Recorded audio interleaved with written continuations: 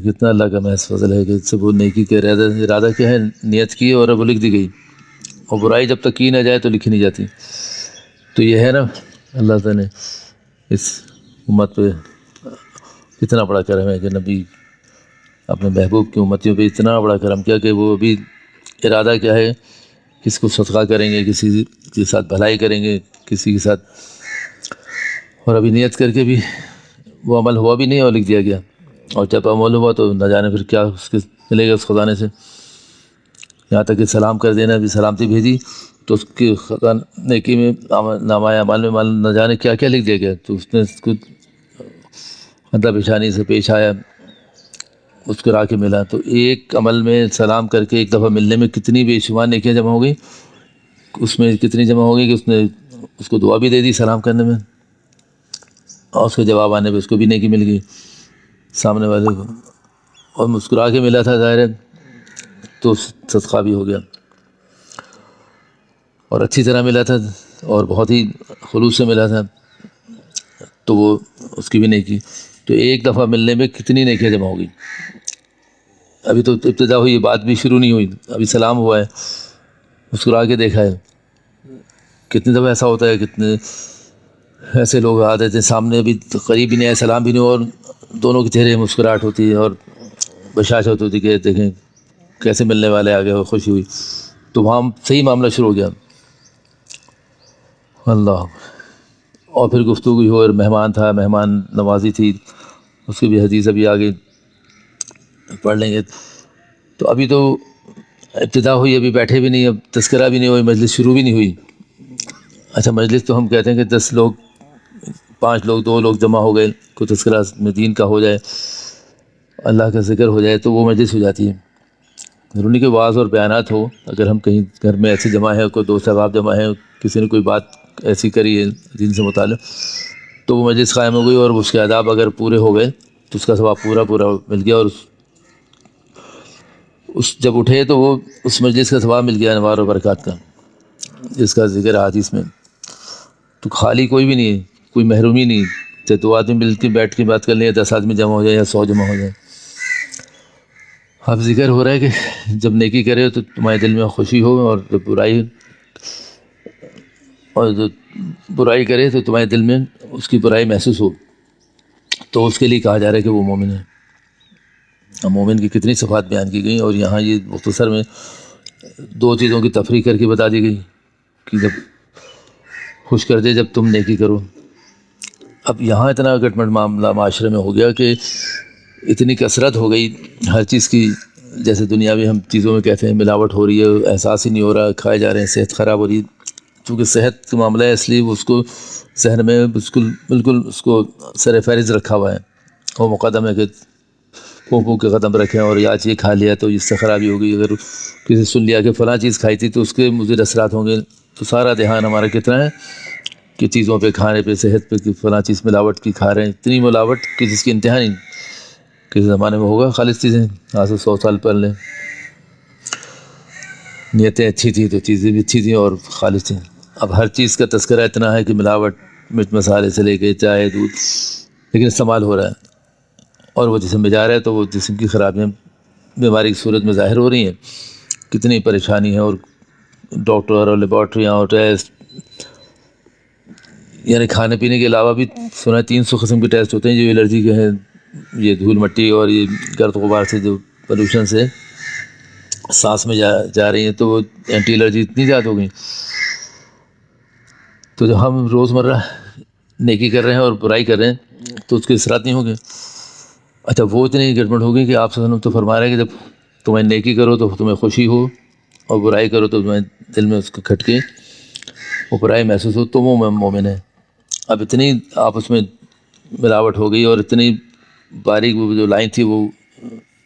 اب نہیں رہی کہ جھوٹ سچ کا نہیں پتہ چل رہا، حرام حلال کا نہیں پتہ چل رہا، وہ سب مکس ہو گیا، اتنا ہو گیا کہ جس کی پہچان ختم ہو گئی، اتنے عادی ہو گئے کہ وہ دل سے اس کی برائی جاتی رہی۔ اب کتنے چھوٹے بڑے، ہم جب گناہوں کہتے ہیں کہ چھوٹے اور بڑے، اس کو ہم نے تفریق کر کے الگ کر دیا، وہ الگ نہیں تھے، تو اس کا احساس بھی جاتا رہا۔ زندگی میں اتنے شامل ہو گئے، اتنی کثرت سے ہو گئے صبح شام، یہ بھی نہیں کہ سال 2 سال 5 سال میں کبھی ہو رہا ہوں، تو روزمرہ کی زندگی میں کسی کو تکلیف پہنچا دی، دل آزاری کر دی، صبح گئے تھے شام اس کو احساس بھی نہیں ہوا، تو وہ احساس جب مٹ گیا تو وہ دونوں چیزیں جہاں ان کو الگ کر کے بیان کیا گیا، جب اس کا احساس نہیں رہا تو وہ کیسے محسوس ہوگی؟ نہ وہ اس کی برائی محسوس ہوئی، اسی لیے نہیں ہو رہی کہ وہ اتنا اس کو اتنے وہ چیزیں غالب آ گئیں اور ذہن پہ اس سے دوری ہو گئی کہ احساس ہی نہیں ہو رہا۔ تبھی بزرگان نے کہا کہ بھی رات کو لیٹ جاؤ، مراقبہ کر لو کہ بھی سارے دن کیسا گزرا، اور اس کی عادت بھی نہیں رہی، چونکہ اللہ والوں کے پاس جائیں گے تو چیز سیکھیں گے، اور وہ ہر بات پہ اپنی یہ مراقبہ کرا رہے ہیں۔ تو کہاں بیٹھ کے ہو رہا ہے؟ اللہ والوں کے پاس بیٹھ کے وہ مراقبہ ہو رہا ہے کہ دن بھر کی آرام کے لیے جب سارے دن کے بعد لیٹنے میں سر جسم کی تھکن اترتی ہے، تو اس تھکن کے ساتھ تو تمہیں یہ تھکن بھی تو اتارنی ہے استغفار کرنے کی، جو بوجھ لیے سارے دن گھومے تھے، کسی کو دل آزاری کی تھی، کسی دل چکنی کی تھی، اور کسی کے ساتھ کوئی معاملہ کیا تھا، بدمعاملی کی تھی، کسی کے ساتھ بظاہر اس کو پتہ چل گیا تھا، کبھی پتہ نہیں چلتا، کبھی ایسا ہوتا ہے بہت سے دنیا میں دھوکے ایسے ہیں نہیں پتہ چلتے، برسوں بعد پتہ چلتا ہے کہ سب یہ معاملہ تھا ہمارے ساتھ، تو اب اس نے تو یہ معاملہ کیا ہمارے ساتھ، اور کبھی فوری پتہ چل جاتا ہے نا۔ تو جب دھیان دے گا، لیٹے گا، سوچے گا، اور اس جب خیال آ جائے گا تو اگلے دن اس سے معافی مانگے گا، اور پھر اگلے دن اس کو درست ہوگا۔ تو جب یہ دونوں چیزیں الگ ہوں گی، نیکی اور جب تک دھیان نہیں دیں گے، کسی جھوٹ بول لیا، اب وہ اتنی عادت پڑ گئی کہ اس کی برائی کو جھوٹ کی برائی نہ سمجھے، تو کیسے دل میں وہ چیز کھٹکے گی کہ بھئی یہ برائی تھی تو وہ محسوس ہو۔ تو اسی لیے الگ الگ دونوں چیزوں جب کہا گیا کہ تم مومن ہو، کہ تمہیں خوشی ہو اس بات سے کہ جب تم نیکی کرو، تو نیکی کا بھی بہت دھیان سے کر کے کہ نیکی کرے، اور برائی ہو جائے تو استغفار کرے، تو وہ استغفار کرے، اور جس کے ساتھ کوئی معاملے والی بات ہی تو اس سے معافی بغیر چارہ نہیں ہے، جب تک معاف نہیں ہوگا، جو حقوق اللہ و حقوق العباد کی بات ہے۔ تو اسی لیے بہت واضح کر کے دونوں چیزوں کو تفریق کر دی اور بتا دیا گیا کہ بھی ایسا ہوگا۔ حضرت ابو امامہ رضی اللہ تعالیٰ عنہ صحابی سے روایت کرتے ہیں، کہتے ہیں کہ ایک آدمی نے نبی کریم صلی اللہ علیہ وسلم سے پوچھا کہ یعنی ایمان کی نشانی کیا ہے، تو اس نے نبی کریم صلی اللہ علیہ وسلم کی ارشاد نقل فرمایا کہ جب تجھے تیری نیکی اچھی لگے، یعنی نیکی کر کے تجھے خوشی محسوس ہو کہ مجھے نیکی کی توفیق ہوئی، اور تیری برائی تجھے بری لگے، یعنی گناہ ہو جانے پر تیرا دل غمگین ہو جائے، تو گناہ کا احساس ہوگا تو دل غمگین ہوا، ورنہ خوش و خرم گھوم رہے ہیں۔ بلکہ تکبر یہاں تک کہ ہوتا ہے کہ اتنی نہ جانے کیا کیا ہو جاتا ہے اس پہ تو اتراتے ہیں، اور تکبر ہوتا ہے۔ تو بری کہاں لگ رہی ہے؟ بری تو جب لگے گی جب احساس ہو اس بات کا، جس بات کا تذکرہ ہو رہا ہے۔ یہاں فرما رہے ہیں کہ نیکی کرے تو تجھے خوشی ہو، اور مجھے نیکی کی توفیق ہوئی،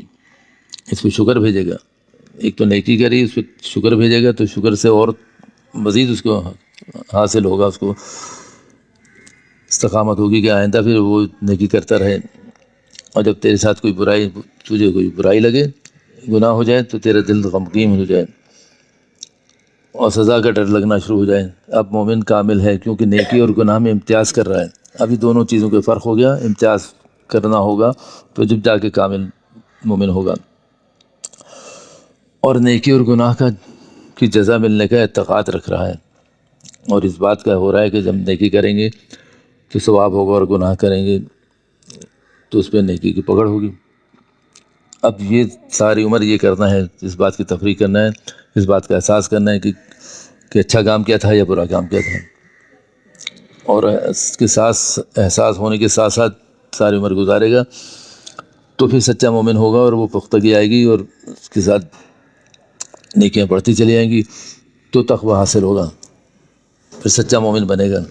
جیسا آپ صلی اللہ علیہ وسلم کا ارشاد ہے، تو ایک پیمانہ اور ایک مقرر کر دیا کہ بھئی 2 چیزیں ہیں تمہارے لیے،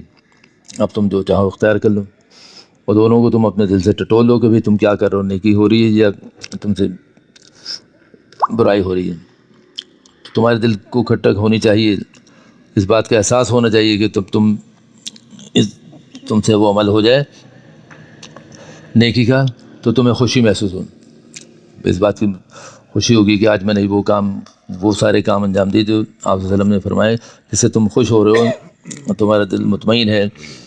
اب گناہ کر کے کیسے دل مطمئن ہوگا؟